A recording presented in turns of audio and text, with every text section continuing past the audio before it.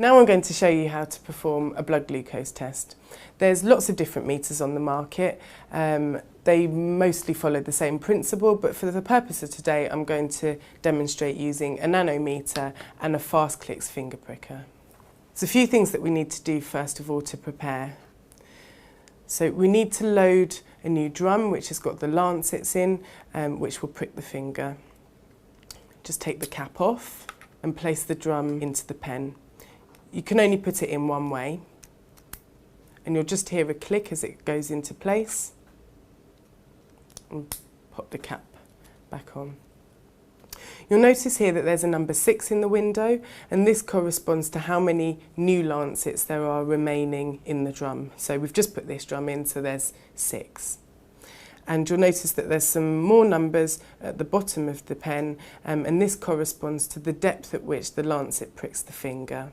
1 being the shallowest and number 5 being the deepest. It's very much dependent on each individual child, how long they've been pricking their fingers for and how thick the skin is on the ends of their fingers. So thinking about where we're going to prick, we try to avoid the pincer fingers. We preserve these for fine motor skills. That leaves us with 3 fingers that we can use. And as far as possible, we try to avoid the pads of the fingers because there's lots of fine nerve endings. And so we try to prick around the sides. Obviously, if the child is very small, it doesn't leave you with much space. So don't worry too much, just do the best job that you can.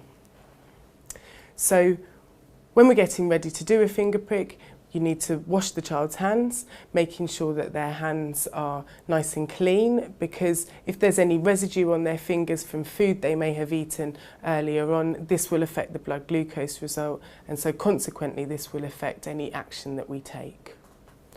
So when you're out and about, that can be quite tricky. You're not always going to find a sink nearby, so you can ask your GP to prescribe neutral wipes just to clean the particular finger.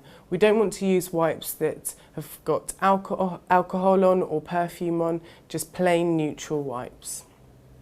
So once you're happy that the finger's clean, you're going to place a strip into the bottom of the meter.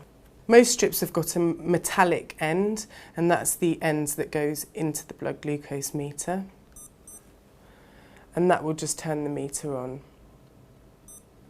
You can see there that there's a picture of the strip and a drop of blood, so that's suggesting that you now need to put some blood onto the strip.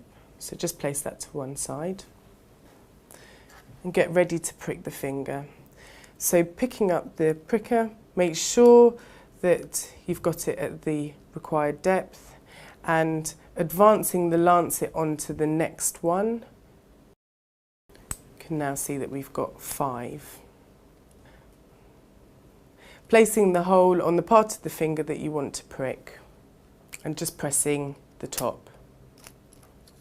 And milking the finger from the bottom to the top, being sure not to squeeze too aggressively. And when you've got a big enough drop of blood at the end of the finger, just pick up your meter and place that drop of blood at the end of the strip.